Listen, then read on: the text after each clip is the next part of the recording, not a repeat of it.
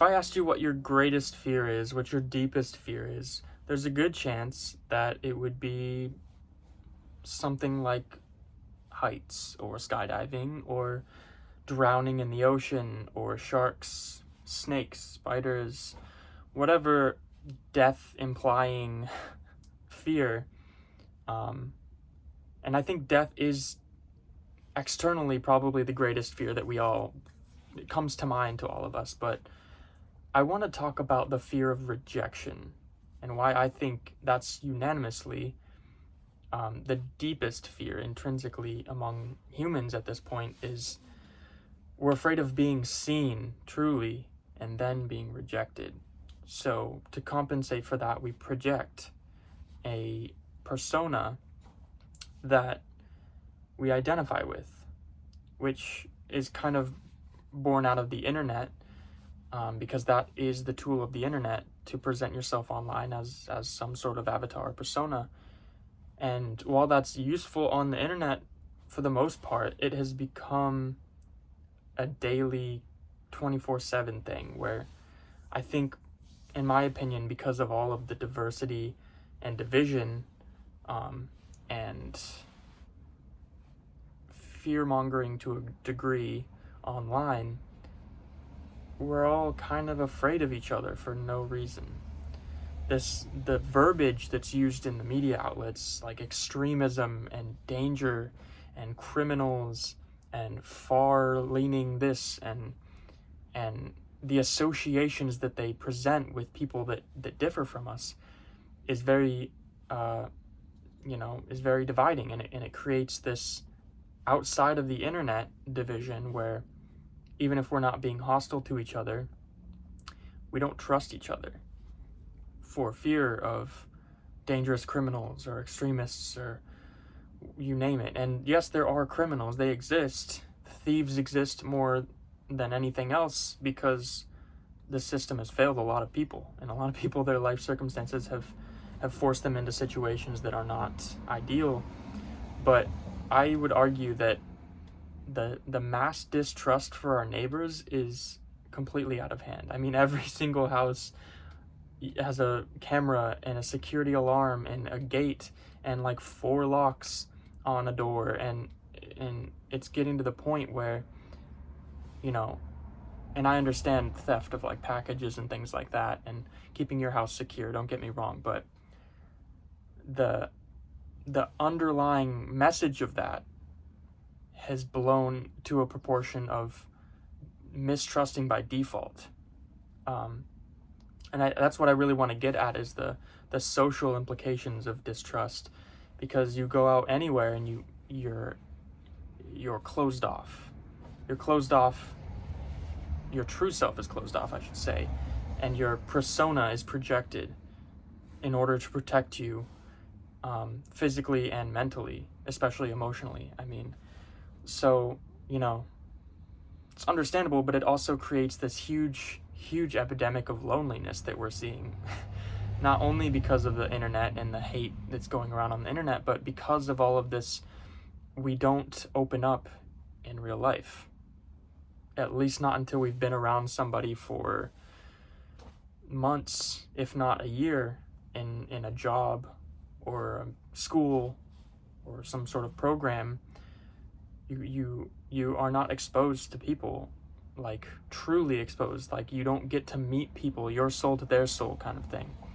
And so if you're not fortunate enough to be exposed to enough people constantly, to the point where, like, this is what I think about jobs, right?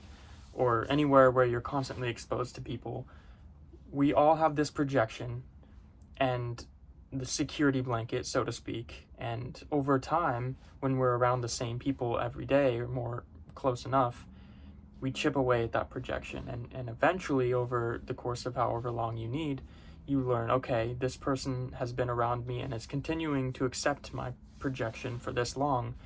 And slowly you learn that, okay, well, I can trust them. They're not going to reject me because they're still here. And I've been slowly, peeking out of my projection and showing them parts of me, and they're still here. So that's how we slowly learn to trust somebody, and that's how relationships form and things like that. But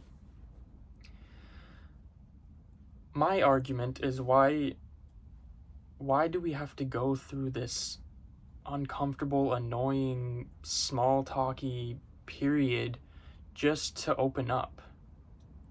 Personally, that's frustrating to me, because I hate, and many of us hate, small talk. It's infuriating, and like, no one actually cares about what we're talking about. We're just like subconsciously learning about each other through these methods of communication. But when you go anywhere and you try to talk to somebody new, the instant default is mistrust. Why are you talking to me? I don't know you. What do you want from me? These kinds of things. And that's understandable, but to me, I have this,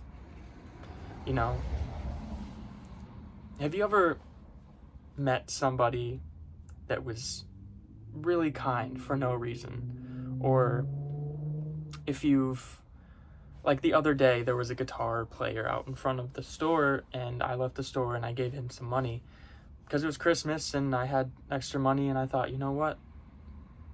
I play guitar. I know what it's like. I respect this guy for going out and appreciate him being there and all this. So I gave him some money, and he like genuinely talked to me and expressed his appreciation, and you have a conversation with them, and like, sometimes, not all the time, sometimes people just say, oh, thank you, and then you go about your day. Like, that's most of the time how that would happen. But this particular instance, I could feel the genuine energy and the kindness and the love, and there's a feeling inside me that just like,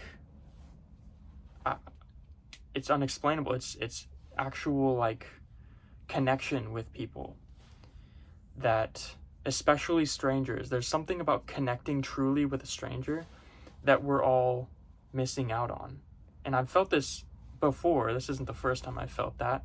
It happens sparingly, but most of the time you have to reach out to somebody, and a lot of times people will reject that reaching out because they're closed off too much. But if you happen to meet somebody that's not closed off, and you interact with them with a genuine, attitude, and you get that little spark of love, it's so powerful. I don't know how to explain it. It got me into this train of thought that I'm expressing right now, and I was thinking, like, why do we not allow this to be the norm? Because it's beautiful. It's really beautiful to connect with a stranger, truly, like, and see each other, and even if it's a tiny brief interaction, it like, it's a stomach feeling of like joy, and like, you want more of it. You want to get to know them as a person, or even if you don't, I don't know, that's my experience at least. I find myself like extremely activated, like emotionally, by meeting somebody who's real, especially when it didn't take months to like learn about them and feel like I can trust them. Like, you can just. So anyways, I just think it would be nice if that was more common, I suppose. And if we didn't let the internet kind of scare us from each other so much, because really most people are not untrustworthy. It doesn't mean we have to trust them with our life immediately. It just means to like socially be open to like interacting and seeing people and letting people in without the fear of being rejected. And rejection sucks, but I think we should be able to sit with that and love ourselves enough, find a way, learn how to love ourselves enough to where the rejection of random strangers doesn't faze us, and we can even disagree with strangers and still have a connection with them, potentially. That's the ideal, really, but that's it. I hope this was profound in some way. It was to me, certainly. I think connecting, allowing yourself to be seen for who you are, is the only way that you can actually feel love. If you feel love for your projection, it's nice, it feels kind of cool, but you don't feel the love in your stomach, And the only way to feel that is to offer yourself to be seen.